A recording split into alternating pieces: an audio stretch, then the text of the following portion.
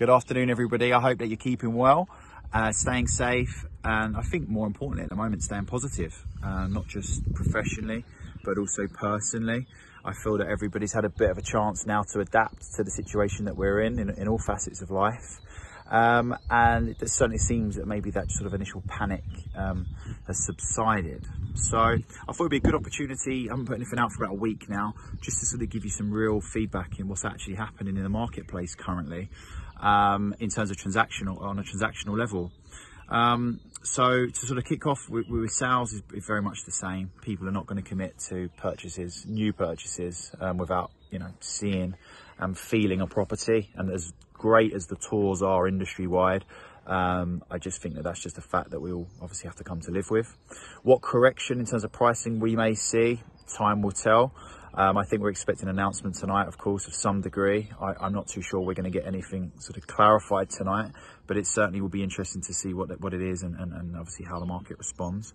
And I will obviously update you guys on the news as that comes in.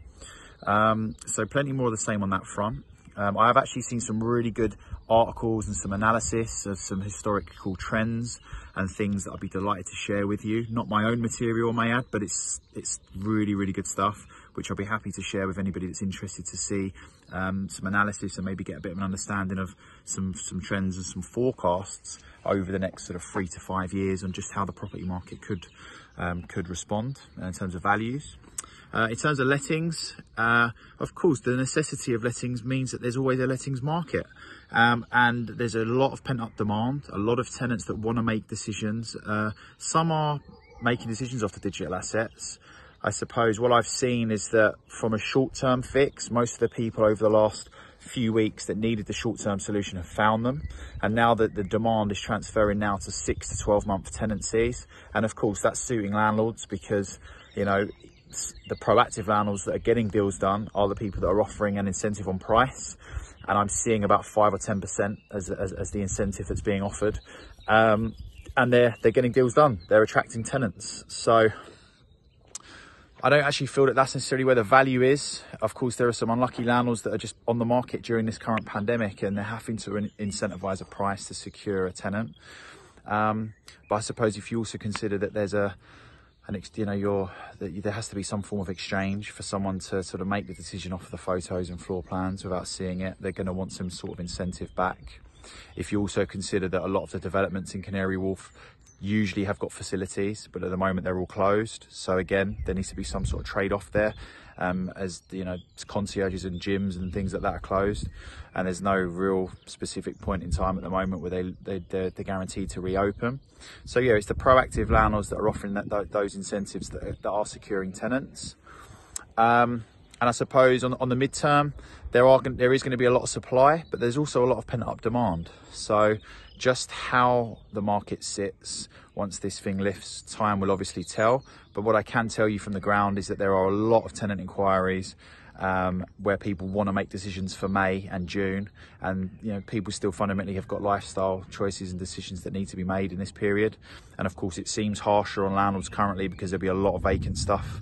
There's a lot more supply coming into the market and it's not being able to be serviced. But that will certainly change. And who knows what tonight will bring. The market sentiment seems to be that those changes could be this could lift in May. Now I know it's unfounded at this stage, but that just seems to be the sentiment. There's a lot of tenants and even buyers that are still looking to make decision for May and actually, get something done in May and June. So I feel like there are some good opportunities out there if you're proactive and you're positive and you remain flexible in terms of the solution that you might need to provide. You might need to incentivize the price down for a set period in time to make your proposition attractive. But that's the marketplace that we're in currently. And as I said, if you're unlucky enough to be on the market right now, of course you're gonna have to suffer that hit for a set period, but there are plenty of solutions out there. So if you do need a tenant or you need some form of property solution, then do get in touch. They are there. I'm placing tenants every single day. I'm striking new agreements and new deals for landlords and tenants. So again, if you're proactive and you're looking in the right places, you're listening to the right people, then you're gonna do fine. There will be some corrections, I'm sure, on price. Anybody that suggests they've got an idea is clearly, not certain on their views and opinions. And as I said, there's a lot of good information and a lot of opinions out there, and I suppose just be careful which ones you listen to. But from the ground, I can tell you there's a lot of pent-up tenant demand, there's a lot of supply, but there are also a lot of solutions. So if you're in need of one, please do get in touch, and let's see what happens tonight. Of course, in the announcement, I'll report on it as we see fit. And I hope, again, everybody's staying safe, keeping well, and more importantly, keeping positive.